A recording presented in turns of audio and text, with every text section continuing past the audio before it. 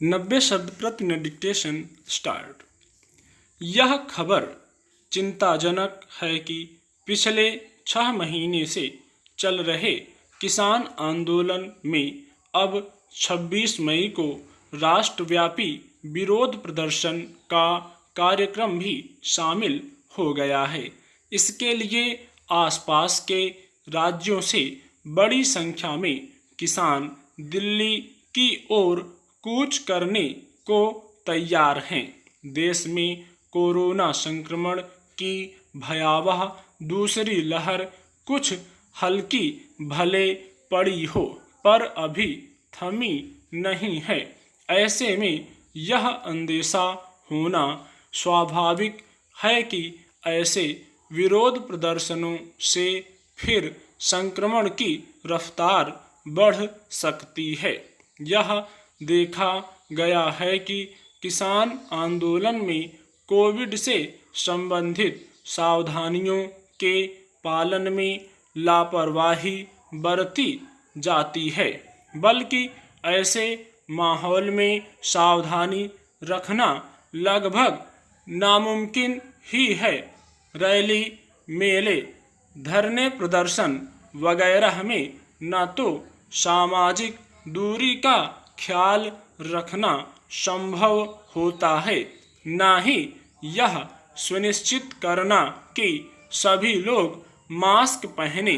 यह बात सुनिश्चित रूप से नहीं कही जा सकती कि इस आंदोलन की वजह से कोविड का कितना फैलाव हुआ, लेकिन ऐसे असुरक्षित माहौल से संक्रमण फैलना स्वाभाविक ही है। इसलिए बेहतर होगा कि सभी संबंधित पक्ष समझदारी दिखाएं। किसान अपने आंदोलन के 6 महीने पूरे होने के मौके पर यह विरोध प्रदर्शन कर रहे हैं। यह उनके लिए माकूल मौका इसलिए भी है कि रबी की फसल कट चुकी है और खरीफ की फसल की बुआई में अभी वक्त है।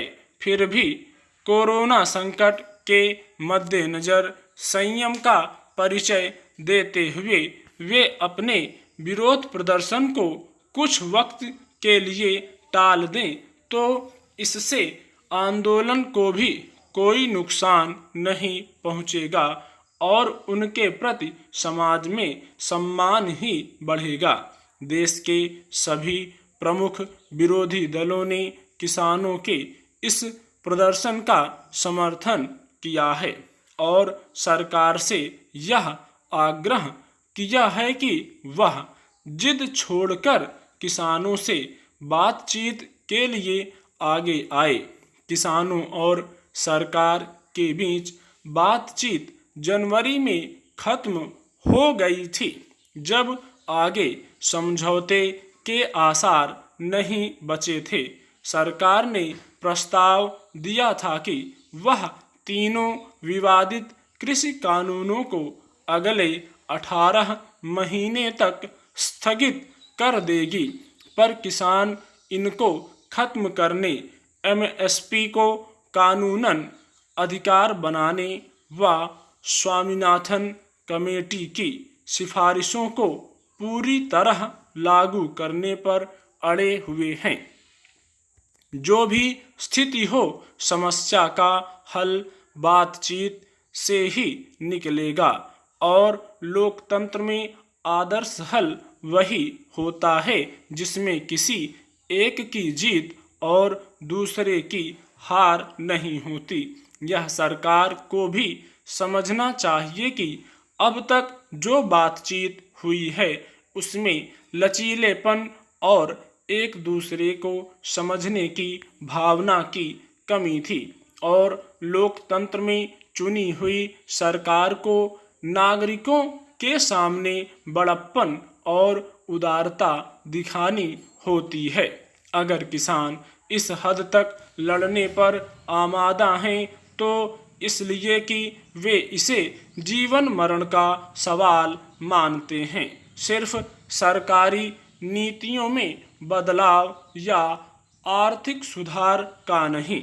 जब देश की अर्थव्यवस्था की स्थिति कमजोर हो और किसानों या आम लोगों की आय नहीं बढ़ रही हो, तब वे हर ऐसे कदम को शक की नज़र से देखते हैं। आर्थिक सुधारों में सबसे ज़्यादा महत्वपूर्ण यह है कि उन्हें किस वक्त पर और किस तरह से लागू किया जाता है, और इन सुधारों में सबसे बड़ी समस्या यही रही है।